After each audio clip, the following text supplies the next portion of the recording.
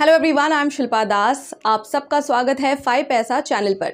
आप सब जानते हैं कि टैक्स का सीजन आ गया है तो कई लोगों को स्ट्रेस भी होने लगता है, पर आप परेशान मत हो। टैक्स तो भरना जरूरी है, लेकिन टैक्स बचाने के भी लीगल तरीके हैं। तो दोस्तों, आज हम आपके लिए लाए हैं ऐसे 5 टैक्स सेविंग टिप्स जिनके इस्तेमाल से सैलरीड एम्प्लॉइज अपना टैक्स भार कम कर सकते हैं। सबसे पहले ये जान लीजिए कि सैलरी इनकम के टैक्सेशन के लिए 2 कानून है, ओल्ड टैक्स रेजीम और न्यू टैक्स रेजीम। ये आपके ऊपर है कि आप कौन सा रेजीम चुनते हैं। अगर आपने इनमें से एक रेजीम नहीं चुनी है तो न्यू टैक्स रेजीम डिफॉल्ट मान ली जाएगी और उसके अनुसार टैक्स लगेगा।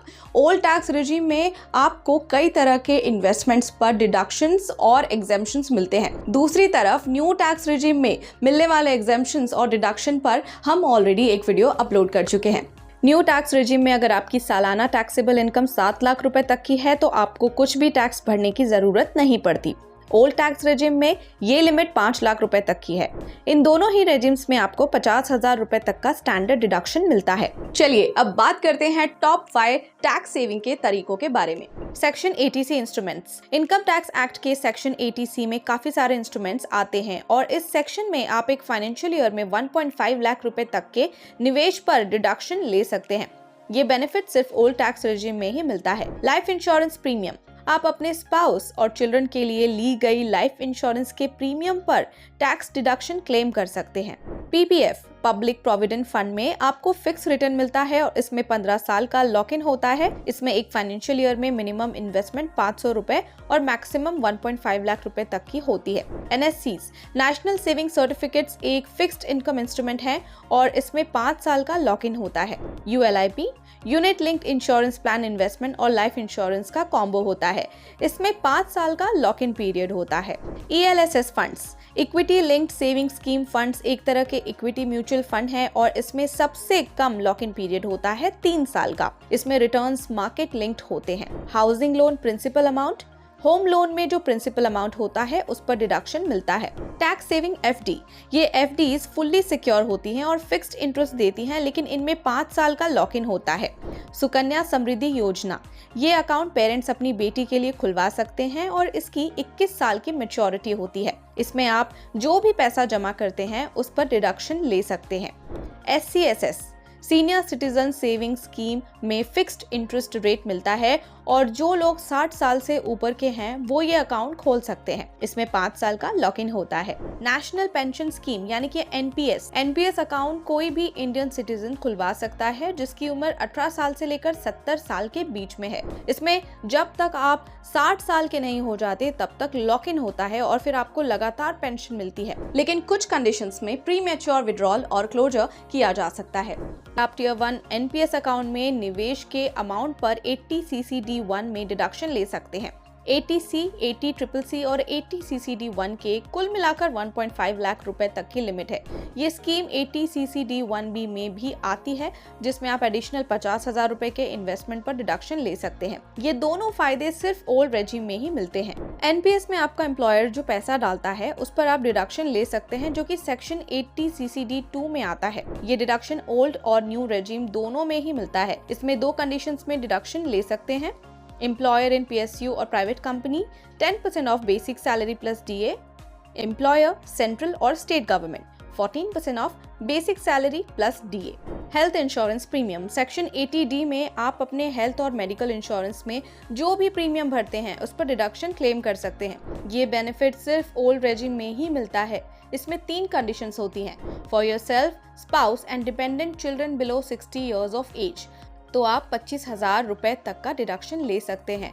इन 25,000 में प्रिवेंटिव हेल्थ चेकअप्स की 5,000 रुपए की लिमिट भी शामिल है। अगर आप पेरेंट्स जो कि 60 साल से कम हैं उनके लिए प्रीमियम भरते हैं तो इसमें आप और 25,000 रुपए तक का डिडक्शन ले सकते हैं, यानी कि आप कुल 50,000 रुपए तक का डिडक्शन ले सकते हैं। अगर आपकी स्पाउस और चिल्ड्रन सबकी उम्र 60 साल से कम है लेकिन पेरेंट्स की उम्र 60 साल से ज्यादा है तो आप 50,000 रुपए तक का डिडक्शन ले सकते हैं। ऐसे में आपका कुल डिडक्शन 75,000 रुपए तक का हो जाएगा। अगर आपकी स्पाउस, चिल्ड्रन और पेरेंट्स सबकी उम्र 60 साल से ऊपर है तो ये लिमिट 1 लाख रुपए तक हो सकती है। ये याद रखें कि अगर आप प्रीमियम कैश में भरते हैं तो आप सेक्शन 80D के डिडक्शंस का फायदा नहीं ले सकते। इसके लिए आपको premium payment cheque, debit card, credit card या फिर UPI के जरिए ही करना होगा। Deduction for interest on housing loan. अगर आप होम लोन लेते हैं और घर में रह रहे हैं तो आप एक फाइनेंशियल ईयर में 2 लाख रुपए तक के इंटरेस्ट अमाउंट पर डिडक्शन क्लेम कर सकते हैं, जिससे आपकी सालाना टैक्सेबल इनकम कम हो जाती है। ये डिडक्शन इनकम टैक्स एक्ट के सेक्शन 24B में आता है। इसके लिए आपको अपने एम्प्लॉयर को लोन एग्रीमेंट और इंटरेस्ट सर्टिफिकेट देने होंगे। अगर आपने किसी और के साथ होम लोन लिया हुआ है तो आप दोनों ही 2 लाख की लिमिट का फायदा अलग अलग से ले सकते हैं। होम लोन सिर्फ आप घर खरीदने या फिर कंस्ट्रक्शन के लिए होना चाहिए, ना कि रिकंस्ट्रक्शन और रिपेयर के लिए। लोन 1 अप्रैल 1999 और उससे बाद का होना चाहिए। कंस्ट्रक्शन और परचेज लोन लेने के बाद 5 फाइनेंशियल ईयर में पूरा हो जाना चाहिए। अगर आपने होम लोन लिया हुआ है और घर को रेंट पर दिया हुआ है तो आप सारा का सारा इंटरेस्ट अमाउंट डिडक्शन के लिए क्लेम कर सकते हैं। अगर आपकी रेंटल इनकम 6 लाख रुपए है और इंटरेस्ट अमाउंट 9 लाख है तो आप रेंटल इनकम पर 6 लाख तक का डिडक्शन क्लेम कर सकते हैं और 2 लाख रुपए लॉस फ्रॉम हाउस प्रॉपर्टी को किसी और इनकम में सेट ऑफ कर सकते हैं। बाकी के बचे हुए 1 लाख आप अगले 8 साल में इनकम फ्रॉम हाउस प्रॉपर्टी में डिडक्शन ले सकते हैं। New regime. अगर आपने होम लोन लिया हुआ है और आप उस घर में रह रहे हैं तो इंटरेस्ट पर डिडक्शन नहीं ले सकते। इसमें आप सिर्फ रेंटल इनकम में से इंटरेस्ट अमाउंट डिडक्ट कर सकते हैं। इसे किसी और इनकम और अगले साल में कैरी फॉरवर्ड भी नहीं कर सकते। आखिरी में बात करते हैं HRA और LTA टैक्स बेनिफिट के बारे में, जो सिर्फ ओल्ड टैक्स रिजीम में ही मिलते हैं। HRA house rent allowance. HRA tax benefit सिर्फ सैलरीड एम्प्लॉयज के लिए है। ये एग्जेम्पशन इनकम टैक्स एक्ट के सेक्शन 1013A में आता है। अगर आपके CTC में HRA कंपोनेंट है और आप रेंटेड घर में रह रहे हैं तो आप इस टैक्स एग्जेम्पशन का फायदा ले सकते हैं। इसके लिए आपको अपना रेंट एग्रीमेंट और रेंट रिसीट एम्प्लॉयर को देना होगा। अगर आपका सालाना रेंट 1 लाख रुपए से ज्यादा है तो आपको मकान मालिक का पैन कार्ड भी देना होगा। इन सब में से जो भी अमाउंट कम होगा उतना HRA एग्जेम्पशन आपको मिल सकता है, जिससे आपकी टैक्सेबल इनकम कम हो जाएगी। और ये 3 कंडीशंस हैं। एम्प्लॉयर की तरफ से मिलने वाला एक्चुअल HRA अमाउंट। अगर आप मेट्रो सिटीज में रह रहे हैं जैसे कि दिल्ली, कोलकाता, मुंबई और चेन्नई, तो ऐसे में बेसिक सैलरी प्लस DA के 50% तक का एग्जेम्पशन। अगर आप नॉन मेट्रो सिटी में रह रहे हैं तो बेसिक सैलरी प्लस DA के 40% तक का exemption. Total rent amount minus 10% of basic salary plus DA। ये याद रखें कि अगर आपकी सैलरी में HRA कंपोनेंट है और आप रेंटेड घर में रह रहे हैं तो ही आप इसके लिए क्लेम कर सकते हैं। इसके लिए अक्सर टैक्स पेयर्स अपने पेरेंट्स के साथ रेंट एग्रीमेंट बनवा लेते हैं और उन्हें रेंट देकर डिडक्शन क्लेम कर लेते हैं। अगर आपका एम्प्लॉयर HRA का ऑप्शन नहीं देता है तो आप सेक्शन 80GG में डिडक्शन क्लेम कर सकते हैं।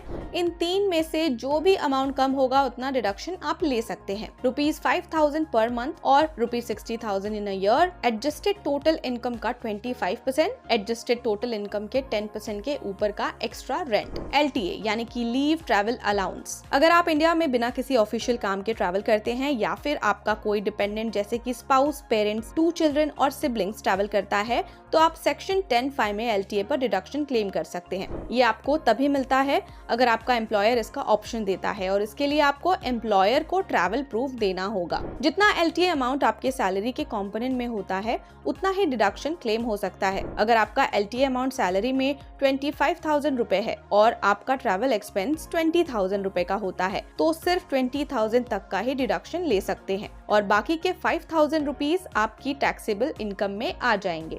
ये एग्जेम्पशन सिर्फ एयर फेयर, ट्रेन और बस फेयर पर मिलता है, ना कि होटल और फूड पर। नेशनल एयरलाइंस में इकोनॉमी फेयर, ट्रेन में AC first class train fair और किसी और पब्लिक ट्रांसपोर्ट में फर्स्ट क्लास ट्रैवल के फेयर तक का LTA लिया जा सकता है। 4 कैलेंडर ईयर्स के ब्लॉक में आप सिर्फ 2 ट्रिप्स का LTA क्लेम कर सकते हैं और ये ब्लॉक पीरियड सरकार तय करती है और अभी का ब्लॉक पीरियड 2022 से लेकर 2025 तक का है। सो इसी के साथ इन 5 टैक्स सेविंग टिप्स को अपनाइए और कानूनी तरह से टैक्स बचाइए। Thanks for watching this video और ऐसे इंपॉर्टेंट वीडियोस के लिए do subscribe to our channel और इसी के साथ हमारे वीडियो को लाइक और शेयर जरूर करें और आपके कोई भी फीडबैक या डाउट्स हैं तो हमें कमेंट सेक्शन में जरूर बताएं। Investments in the securities market are subject to market risk. Read all related documents carefully before investing.